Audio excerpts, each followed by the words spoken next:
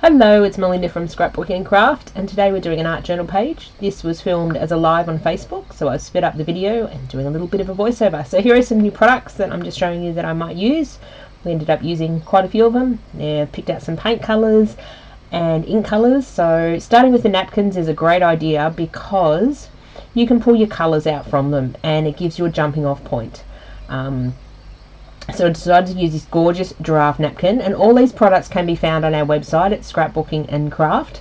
I'll have the link in the description below. And this was filmed in November 2025, so we apologise if you're watching this in a couple of years on YouTube and some of the products are not available. The napkins are a limited thing, so we have a limited amount, and unfortunately sometimes we cannot source any more. We try our darndest to source them if we run out, but sometimes you just can't. The stencils are something we manufacture ourselves, so we can make one or a million. So I'm just using the water cutting technique to cut the giraffe out. Because it was on a aquary blue background, I wanted to take as much of that off as possible. So you grab a paintbrush that is damp with water, trace around the area you want to take off, and then gently tear it apart. So when gluing down napkins, you want to use a product called Matte Medium, and I'm here in Australia, so we use one from Montmark, and it's called acrylic matte medium, and just saw in the picture there. It's a great liquid adhesive. As you can see in the jar, it's quite runny. I put it in a little jar because it's a bit easy to have. And you want to put a layer on your page where you're putting your napkin, and then gently over the top. When you're doing it gently over the top, the napkin is quite wet and you don't want to tear the napkin, so you start in the middle and then you proceed to go out to the edge of the napkin. This helps with getting any air bubbles out. And you only really want to go over the same spot of the napkin once, maybe twice at the most. You don't want to go over and over and over in the one spot because you'll tear the napkin. So just cutting up this flower. Now the flower I decided to cut with scissors. Usually I water cut stuff because it gives it a fuzzy edge and it sort of blends into the page a bit better. But these flowers were way too complicated to water cut, so I grabbed out my scissors. So just adding the flowers around the page, using up all the scrappy little bits. I basically wanted the giraffe higher on my page, and he didn't have a neck, so I sort of disguised him behind some flowers so that he didn't look like he was floating. I could have disguised him behind a fence. That would have looked really cool. Ooh, maybe I'll do that next time. So when you buy the napkins, you actually buy them in a set of two of the same design. I call it one for the oopsie and one for the actual artwork. So if you purchase the giraffes, you get 8 little giraffes to play with. He would make an awesome card front as well. So just drying off the napkins. And when you glue napkins down, they are translucent, especially if they've got a white background. So you can layer them over the top of each other and they'll look like they've flawlessly just been one continuous bit of napkin, if that makes sense. So now the fun begins, pulling out some paint colours. And the reason I love to start with napkins because otherwise I have no idea what colours I'm going to start with my page. Now I'm going to try the impossible, which actually worked out. I'm going to try to match that colour that's behind the giraffe. Usually I don't work with napkins that have colour behind because it's so much harder to match the colour and blend the napkin in. I much prefer them with a white background. But the giraffe, he turned out pretty cool, and you can't really see where the napkin finishes and where the paint starts. Of course, if you get really close to the page you could probably work it out, but let's not get that close to the page. So just using my finger to mush the paint around, and I'm bringing the paint up and over the napkin but not onto the giraffe. And I don't mind that it's a bit scratchy and a bit of the white showing through. And I love finger painting. A, I don't have to clean up the paintbrush, which is added bonus, but B, that I don't know, it just connects you more to your journal. It just yeah, it's fun finger painting. So now I grab out one of our new stencils and I want to do some stenciling. So our journal is all about layers. So I've got a layer 1 of our napkins, layer 2 of our paint, layer 3 is stenciling, layer 4 I think is some more stenciling, then some stamping. So you just keep adding layers. And as you add layers, you add less and less.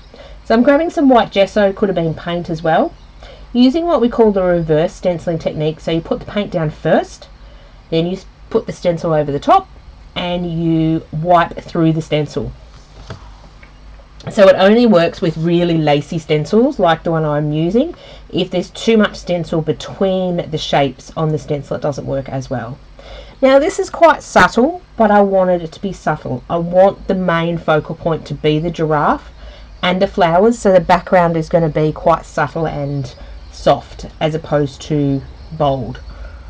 These colours are usually not me. I'm not a pastel subtle person. I'm a bold and throw every colour of the rainbow at the page usually, but I thought I'd try something different today.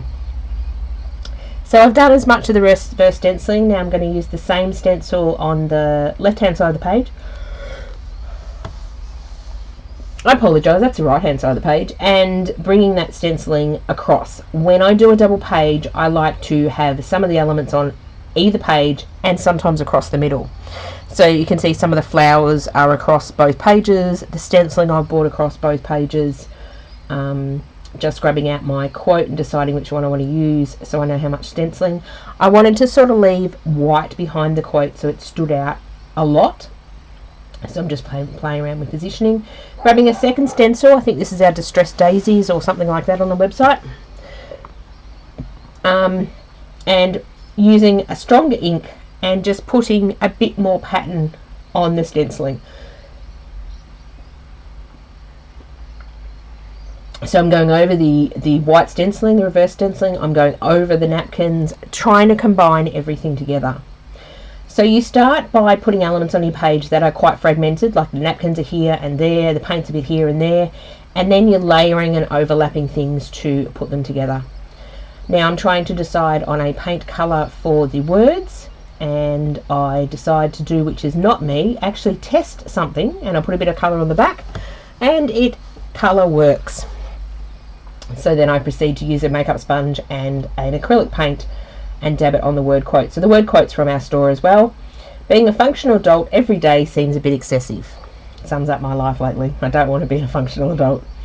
So I'm sort of love how that quote just captures the page. So now I think the page just needs a bit more something something. I've got that lighter, like light orangey pinky colour in the flowers, and I don't have any of that in the background.